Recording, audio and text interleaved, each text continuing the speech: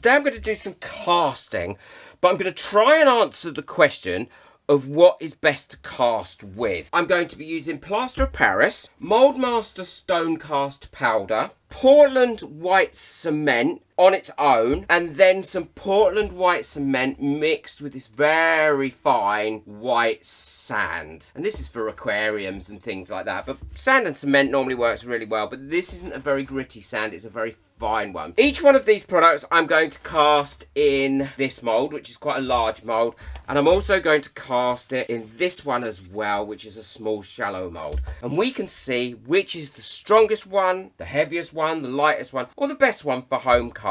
We'll also see how long it takes to cure up and demold. Each one of these has very different ingredients. First one I'm going to mix up is the plaster of Paris. I'm going to do plaster of Paris in two separate amounts, purely because I do know that plaster of Paris sets really quickly, and I think by the time I've messed about getting it into this hand mould, then it will have set quite a lot. And when I mix plaster of Paris, I try and use really cold water because I find that that helps as well, and I mix it until I get it thick, creamy consistency. There are instructions on there, but I never follow the instructions. And the great thing about plaster of Paris is if you haven't got enough mixed up, you can always mix up a little bit more and add that to the top of it, and it will set, and you won't really notice it. That's about the consistency I want there, like that. I'm going to put a bit in all the way around, and then I'm going to knock it down because I want as few air bubbles as I can possibly get in this. Give it a bit of squidgy widgy as well, and then continue to fill that up.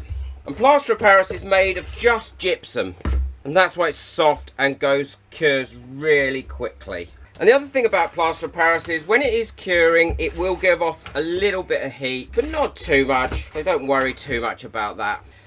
There we go, and we'll leave those to cure up. These have all dried now. They've been setting probably for about 3/4 of an hour, and they should come out fairly easily.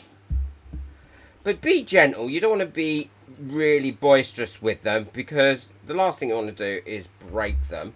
And that one's come out quite nice. There is a little bit there where there was something in that mould probably, but that's not a problem. Once they've been taken out of the mould, then I will let them really harden up again for another 24 hours afterwards before I do anything with them. This one actually cracked here, and it might be because of the volume of plaster of Paris I use. I'm going to take this off as really quite gently as well, because again, I don't want this to break. I'm cushioning it against myself. Oh, that has come out quite nice. And the next one I'm going to do is the Moldmaster. The reason I'm doing the Moldmaster next is, again, I know that it sets really quickly like plaster of Paris. It is a lot harder, I believe, than plaster of Paris, but we'll find that out. So I can get this one done and another one maybe of the Portland cement poured again today, which I know the Portland cement does take longer to cure. And you want to make sure that you've got no lumps in it either, because if there's any lumps of stuff that aren't mixed in, then you're not going to get a great result, because you're going to get patches of it that are just powder.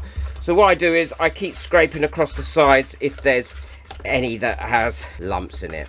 And now I'm going to do the same thing again. Pour some in, knock it about, squeeze it, tap it, try and get rid of as many bubbles as I possibly can. The other thing I meant to mention is never ever wash out any of your stuff once you've used it in your drains or down your sink, because all these things will set underwater and you'll end up getting a really nasty blockage, and it'll be quite an expensive thing as well to do. So never do that. What I do is I let it set up in the pot or whatever, chip it off, comes off really easily, and then I put it into the garden or into the bin. And this is how easy it just comes off once it's dry. Just push it off. And on here, all I do is I move this around, click it out, and as you see, it comes off. And then you can put that in the bin rather than in the drains and things where it's going to cause problems. This will come out lovely and clean. The other thing I should have said was always wear a dust mask as well when you're handling any of these powders. Don't want to be breathing them in.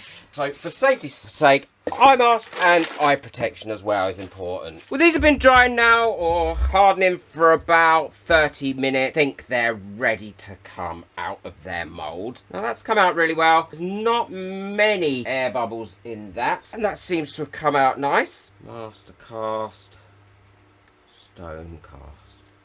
And I'm ready to mix up the sand and the Portland cement one, and I'm going to do this in a mix of a 2-to-1 ratio. So I'm using 2 sand to 1 cement. Now this is going to take longer to cure, so I can definitely mix all this up in one go. And I think that's quite well mixed, and that's how dry it is. It's a lot drier than the other mixes. I'm gonna have to push that in, make sure I've got it into all the bits as well. And this is probably not going to harden completely until tomorrow. This is a really good quality mould. It's very rigid in the areas that it needs to be rigid, and as a result it's allowing the mould to keep its shape. I will link everything that I used today in the description below. I'll also link all the materials that I'm using. Now if this one works and comes out really well, I think this has worked out probably the cheapest option. Well, this one's been drying overnight and it seems to have gone quite hard. It did seem, to start with, when I first thought it was dry, very powdery, but actually it's gone quite hard now. It has got quite a few bubbles in it. Not sure if they're showing up, but we can compare that to the others. Oh, there we go. And this last one we're going to mix up is just Portland cement. No other additives in it at all. And it's the white Portland cement. It's really good value. So much cheaper than the rest, but it may not come out as good as the rest. Well, the Portland cement is ready now to demold. Well, it has actually given a very nice cast into that. Probably the best cast into that one. My only concern with just the Portland cement is it might be a little bit fragile, but I did let it dry for 24 hours and it does take that little bit longer. It has cured the best hand as well. I'll show you. So this is just the Portland cement. This is the Portland cement with the sand, and there's quite a few. I mean, this is almost flawless. A few bubbles there, but other than that, with the sand it did create more bubbles. The next one is the plaster of Paris. Now the plaster of Paris one came out really well. That floor was mine. I left something inside the mould, didn't clean the mould properly in between it, so that you can't really call that out. And this one has got a crack there. It does have 1 or 2 little holes in it or bubbles in it. Better than the sand and cement, not quite as good as that one. Now this is the master cast. Now this is done beautifully as well, apart from that little flaw there, but that again probably was my fault, and a bubble there. And on the fingers it's got 1 little bubble there, and that's about it. Well, now we've got all these made, what I want to do is weigh them together, because I think that's the fairest way to do it. I'm going to start with the Portland cement and sand and see how much that weighs. In my opinion, this is the one that came out the nicest. Portland cement. It's got the least amount of bubbles on, and I think it's a really nice colour as well. If you were to put that on its own, just like that, with a nice base on it, that would look great. The one that had the worst bubbles on was the one with the sand in, which is the Portland cement and sand, and I'm not surprised. Sand creates bubbles, it traps bubbles. This one came out second best, the master cast, and then the plaster of Paris had a little bit of a crack in it, quite a few bubbles all the way round. Now I did say I would show you how I fill up any little bubbles and things, and all I use is ready mix filler or joint compound. If you've got a lot of bubbles like this,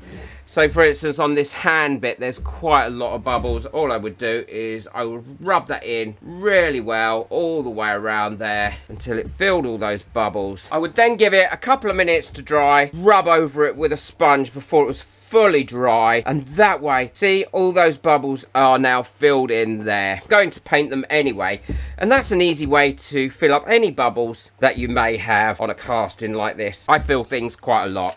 The next test is to see how well they paint and how well they cover, and I'm going to be using acrylic paint without any primer. I always think blue is a good indicator of how well something does, and I'm also going to make it a little bit watery because my first coat on anything like this is always a bit watery. Now you could seal these with some PVA glue if you wanted to first. I don't normally bother, I do a watery coat first. The plaster of Paris hands and the little bowls have had their second coat. I've also priced everything up. They all coated quite quite well for their second coat. The hardest one to cover was definitely the plaster of Paris, but it seemed to cover quite well, and I'm quite pleased with all those. I mean, I would probably give them all another coat anyway before I gave it its final varnish or whatever I was going to use. I was really quite surprised at the difference in the prices. So let's see which one is the strongest. Now, I'm not going to do any real scientific tests with this. I'm not dropping them on the floor or anything like that. What I'm going to do is see if I can break them.